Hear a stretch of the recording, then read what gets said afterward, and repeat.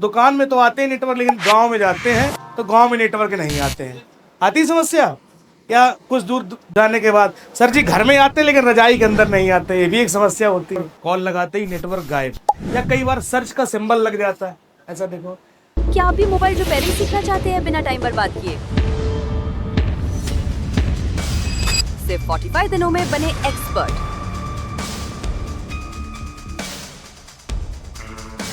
Course की seats limited है, तो देर मत कीजिए। चलिए समझने की कोशिश करते हैं कि नेटवर्क सेक्शन काम कैसे करता है। ओके, 5G का थोड़ा कॉन्सेप्ट अलग हटके है, ठीक है।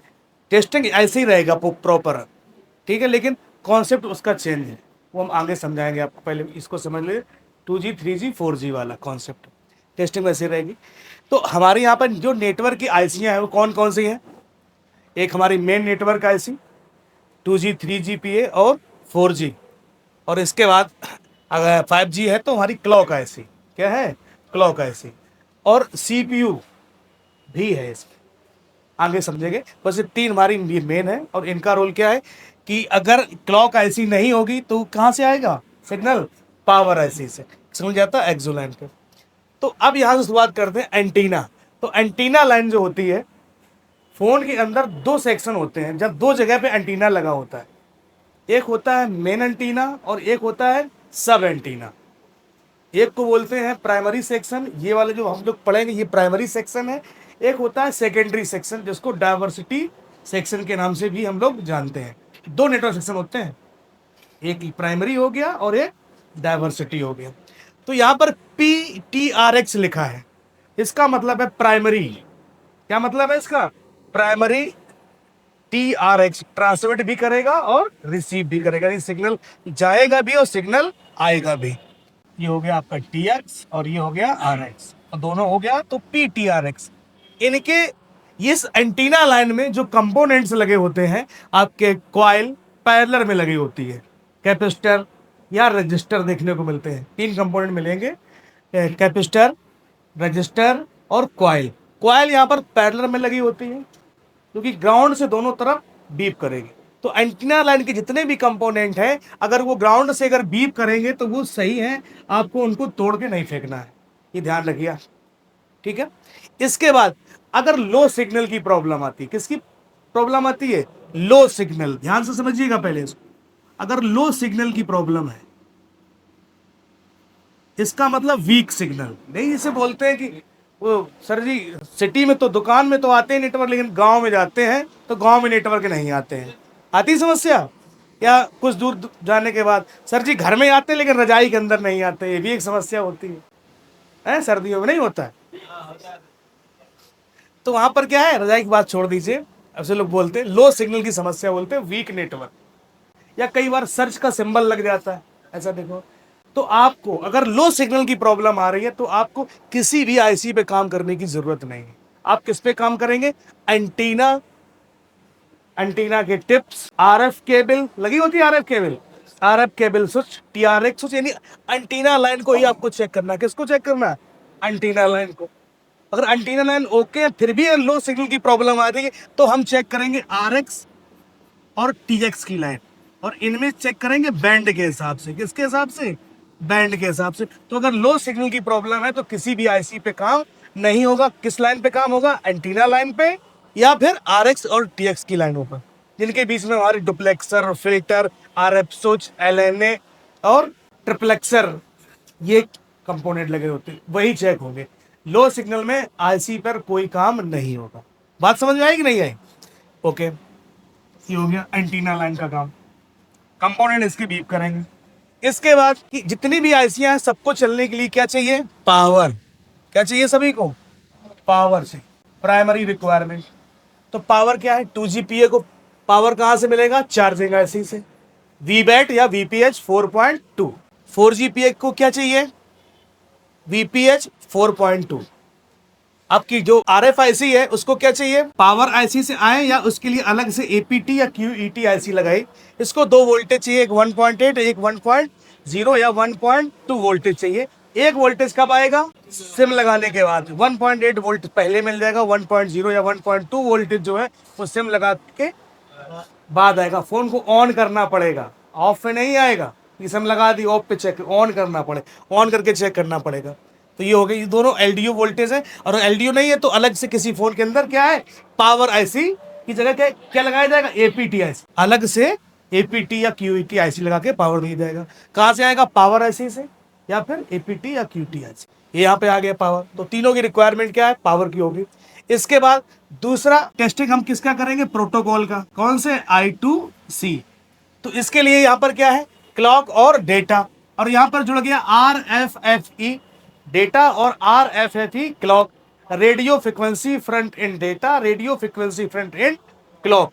इन लाइनों में देखने को मिलता, कई जगह हमें रजिस्टर देखने को मिलते हैं जीरो वैल्यू के, जो इन लाइनों पे लगे रहते हैं। इन लाइनों पे वोल्टेज 1.8 आता है। कितना आता है, 1.8 1.8। और कहाँ पे है ये 1.8 वोल्ट, 1.8। और यहाँ क्लॉक ऐसी लगी है तो इसमें भी क्या है आपके 1.8, यहाँ पर भी आपको चेक करना पड़ेगा। लेकिन अब यहाँ पर RFFE प्रोटोकॉल है तो ये वोल्टेज फ्लक्चुएट होगा, फिक्स नहीं रहेगा। कैसा नहीं रहेगा, फिक्स। सोचो कि 1.8 पूरा मिलेगा तो पूरा नहीं मिलेगा, कम ज़्यादा ऐसा ये वोल्टेज होता रहता है। लेकिन इनकी लाइनों में लगे हुए रजिस्टर अगर निकल गए तो क्या हो जाएगा, कंट्रोलिंग खत्म हो जाएगी, प्रोटोकॉल काम नहीं करेगा और ऐसी कंट्रोल में नहीं रहेगी। तो दूसरे नंबर पे हमें चेक करना I2C प्रोटोकॉल, जिसको बोलेंगे RFFE प्रोटोकॉल बोलते, रेडियो फ्रिक्वेंसी फ्रंट एंड। तीसरी कंडीशन पे क्या है, हमें एक लाइन चेक करनी जिसका नाम है XON, क्रिस्टल ऑसिलेटर इन। अगर फ्रिक्वेंसी नहीं आएगी तो भी फोन के अंदर नेटवर्क नहीं आएगा, सब कुछ सही लेकिन नेटवर्क नहीं। तो ये लाइन कहाँ से आती है, या तो ये पावर आईसी से आएगी और या फिर कहाँ से आएगी, क्लॉक आईसी से XON। इनकी लाइन, इनों में कंपोनेंट्स वगैरह लगे रहते हैं। आप चाहो तो DSO से फोन को ऑन करके इस लाइन पे फ्रिक्वेंसी भी चेक कर सकते हो, इतनी फ्रिक्वेंसी आ रही है, या मल्टीमीटर से आप GR वगैरह या कंपोनेंट या लाइन आपको चेक कर लेंगे तो कंफर्म हो जाएगा कि भाई यहाँ पे यहाँ तक फ्रिक्वेंसी आ रही है। DSO से भी चेक कर सकते हो, मल्टीमीटर से भी चेक कर सकते हो। ओके, तो ये हो गई। अब मान लो ये भी सही है फिर भी नेटवर्क नहीं आ रहा, तो 4 नंबर पे हम लोग चेक करेंगे RX और TX लाइन। वो भी किसके हिसाब से, बैंड के हिसाब से, कि भाई 4G का क्या बैंड है, 2G का क्या बैंड है, 3G का क्या बैंड है, 5G का क्या बैंड है। तो इनके बैंड नेम से हम चेक करेंगे RX और TX की लाइन। यहाँ पर देख रहे हैं इसके बीच में डुप्लेक्सर, टिप्लेक्सर, LNA, BPF वगैरह लगे रहते हैं, तो हमें इनको चेक करना पड़ेगा। ठीक है, कि कोई डुप्लेक्सर वगैरह हट तो नहीं गया है, क्योंकि इन पे वोल्टेज वगैरह आते नहीं है। तो किसी ने वाटर डैमेज हो गया फ़ोन, या फ़ोन गिर गया हो, या किसी ने पटक दिया हो, तो ये RX TX की लाइनों में फॉल्ट देखने को मिलता है। या कई बार ऐसा देखने को मिलता है कि कॉल लगाते ही नेटवर्क गायब, या दिख रहा है कैसा फेक नेटवर्क तो आ रहे हैं लेकिन किसी को कॉल लगा रहे हो तो क्या है, कॉल लगी नहीं रही ना, किसी की कॉल वापस आ रही। तो यही लाइनें हमको चेक करनी पड़ती है। या फिर लो सिग्नल की समस्या है तो एंटीना भी चेक करना है और RX और TX की लाइनें भी चेक करनी है। कई बार ऐसी कंडीशन होती है कि किसी ने बंदे ने फ़ोन पे काम किया, CPU पे काम किया, या फ़ोन वाटर डैमेज, तो उस कंडीशन पे हमें ये लाइनें भी चेक करनी पड़ती है। BBIM बेस बैंड की लाइनें हैं ये, BBIM, BBQM, BBIP और BBIM बेस बैंड की ये लाइनें हैं। अगर ये लाइनें में अगर कोई पॉइंट ड्राई सोल्ड वगैरह अगर होता है तो आपको CPU भी रिवॉल्व करना पड़ेगा। अब इन लाइनों की टेस्टिंग कैसे करते हैं, क्योंकि इनकी लाइनों में कंपोनेंट्स नहीं लगे होते और ये डायरेक्ट कनेक्टेड होती है किससे, CPU से। तो हमें क्या करना होता है, इस जो आपकी मेन नेटवर्क ऐसी, इसको पहले हम हटाते हैं। तो इसके नीचे क्या मिलेंगे हमें, बॉल। तो बॉल पे जाके हम मल्टीमीटर से GR वैल्यू चेक कर लेते हैं। GR वैल्यू आ रहे हैं तो हमारी लाइनें क्या है, ये ओके है। GR वैल्यू नहीं आएगी तो हमारी लाइनें क्या है, खराब है। हम CPU को निकालेंगे और रिवॉल्व करके लगाएंगे। तो कौन IC रिवॉल्व करना सरल है, कौन सा कठिन, CPU में टाइम ज्यादा लगता है, जबकि हमारे DWTR IC हमको जल्दी रिवॉल्व कर लेते हैं, छोटी IC है। तो ये कॉन्सेप्ट आपका रहेगा। अब अगर APT IC है, समझिए पहले, तो APT को भी कंट्रोलिंग के लिए क्या चाहिए, क्लॉक डेटा। क्या चाहिए, क्लॉक डेटा। तो इसको भैया अभी क्लॉक डेटा आपको चेक करने पड़ेंगे, इसीलिए यहाँ पे हम बना देते हैं SCL और SDA, APT, average power tracking. इसके पास में कॉइल लगी रहती है, क्या लगी रहती है, कॉइल। और कई बार ये फोन के अंदर 3-3, 4-4 ICयां लगी रहती हैं 5G फोन के अंदर। आगे हम अभी पढ़ाएंगे 5G तो दिखाएंगे बोर्ड के अंदर। ठीक है, तो इस तरीके से काम होता है एक नेटवर्क सेक्शन के अंदर।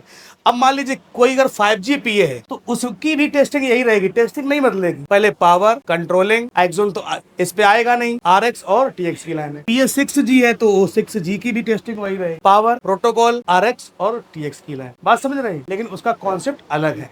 ठीक है, टेस्टिंग यही, कॉन्सेप्ट अलग है।